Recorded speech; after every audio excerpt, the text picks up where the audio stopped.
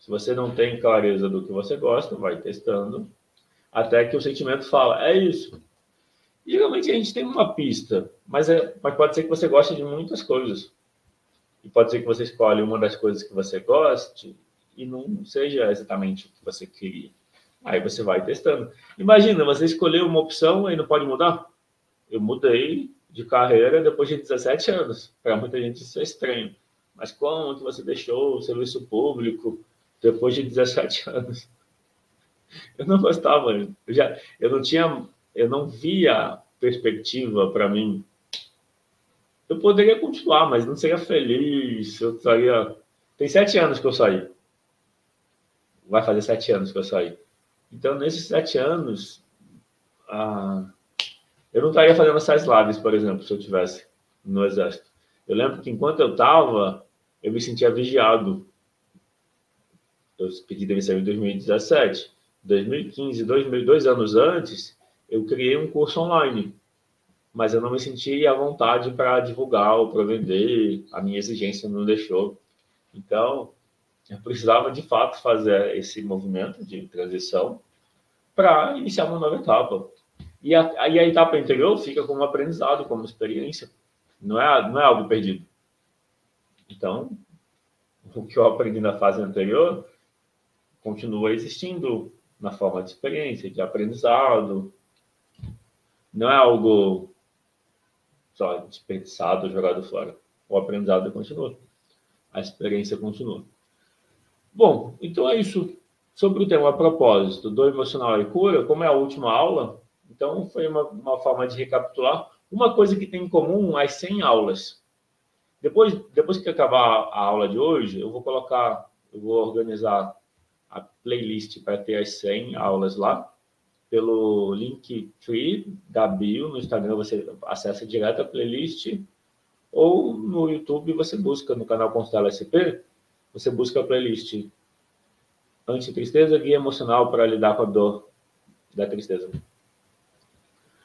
Então, o que tem em comum a todas as aulas é essa forma de lidar com as emoções, que tem como base reconhecer a emoção básica. Ao invés de você usar vários nomes de sentimentos, de emoções, você olha para a tristeza, raiva e medo.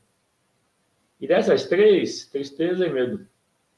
Mas para as três, a forma de lidar é aceitação, é acolhimento, é um diálogo onde você reconhece a tristeza ou o medo como uma parte sua que precisa de cuidado.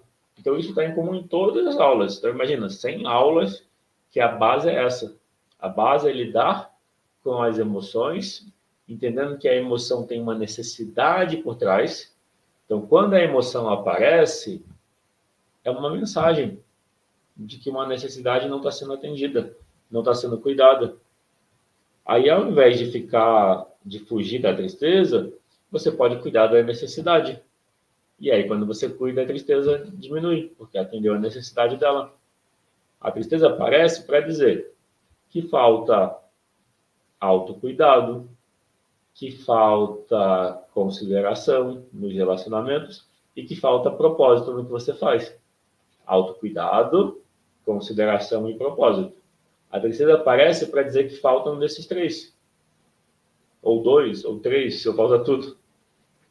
O medo aparece para dizer que falta segurança dentro. Então, quando a tristeza aparece, você precisa cuidar de você.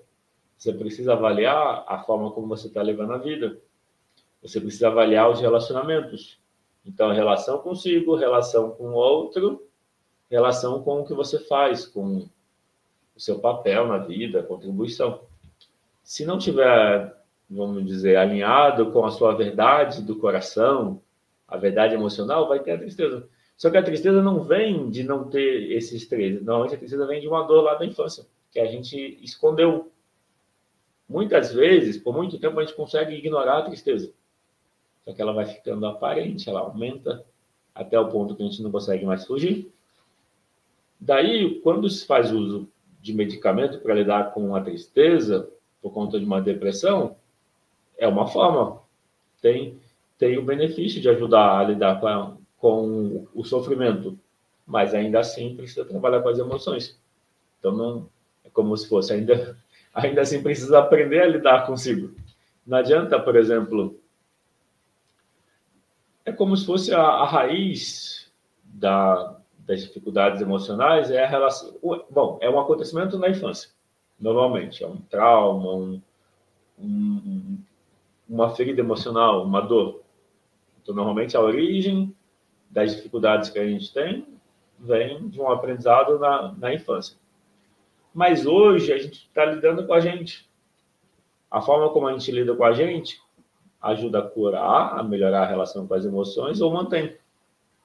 Quando a gente foge da tristeza e do medo, a gente mantém os problemas que incomodam a gente. Quando a gente se volta para dentro para cuidar de si, é a forma onde a tristeza vai diminuindo. Dentro desse autotrabalho tem um limite. Então, eu consigo me trabalhar até certo ponto. Aí é como se fosse uma camada da tristeza, eu consigo lidar sozinho, fazendo essa questão da autoempatia, do autocuidado. Mas chega um ponto que eu preciso de um terapeuta, esse é meu papel. Com um acompanhamento de 10 sessões, por exemplo, onde eu ajudo as pessoas a, em cada sessão, resolver pelo menos um tema. E a diferença da abordagem que eu utilizo, sistêmica, fenomenológica,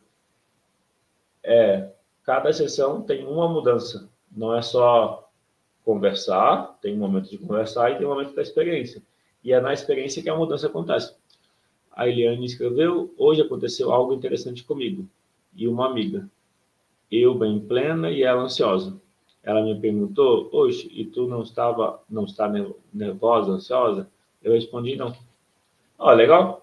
O anteriormente ficaria como ela estava, ficaria igual a amiga, é isso?